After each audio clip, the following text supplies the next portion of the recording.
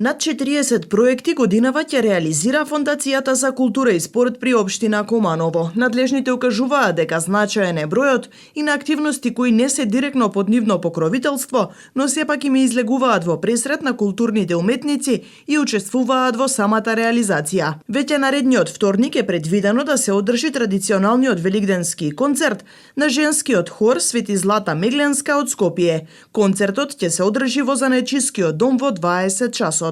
Отворен е јавен повик за учество на маскембал од Батко Ѓорѓија 2023 година. Конкурсот, односно пријавувањето на маските трае до 28 април, а маскембалот ќе се случи во сабота на 6 мај од 10 часот на градскиот плоштад во Куманово. Во првата половина на месец јуни, затоа што се уште нема официјална најава, не би сакал да откривам, меѓутоа треба да се случи на Аџитепе и традиционалниот Моторок Фест во соработка со клубот, односно моторџиите Мечки. Кон крајот на летото е предвидено за прв пат Кумановско културно лето, во кое што ќе бидат опфатени 3 или 4 гломазни настани кои се многу популарни и значајни за нашиот град, почнувајќи од Тумба Фест, Рома Труба Фест, Тамбурашки фестивал и новиот фестивал Тумсто, кој е некако адаптиран на потребите на младите луѓе и опфаќа музиката од типот на хип-хоп, трап и така натаму.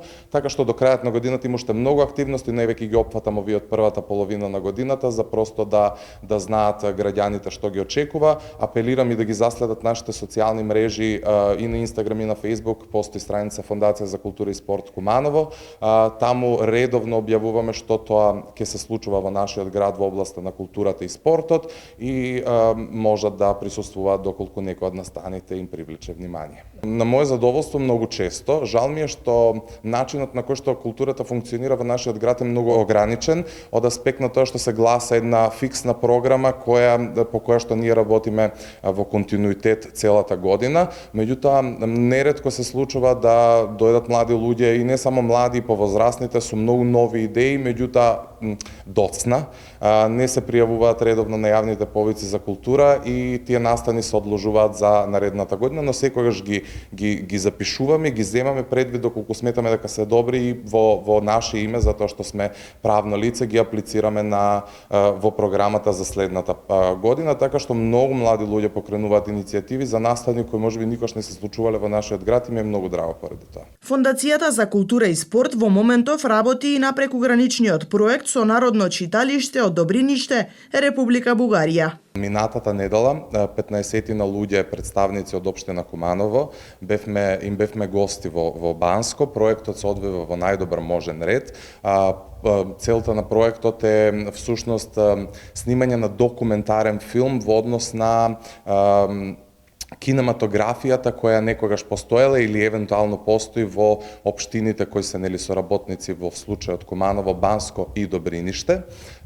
Така што сметам дека тоа ќе биде еден сериозен проект кој што ќе ги привлече луѓето да го макар посетат Куманово и останатите општини кои учествуваат во самиот проект. Многу наскоро следуваат и многу новости околу проектот, меѓу другото фондацијата добива и визуелна, техничка и звучна опрема во рамките на самиот проект. Тоа значи дека салата во објектот во кој што моментално се наоѓаме ќе биде збогатена со сериозна опрема која ќе придонесе некако олеснително да се случуваат сите настани во иднина, што сметам дека ќе им служи на сите наши граѓани кои немаат можеби финансиска поддршка од локалната самоуправа, но имаат некаков ентузијастички пристап и сакаат да организираат нешто и те немаат можности.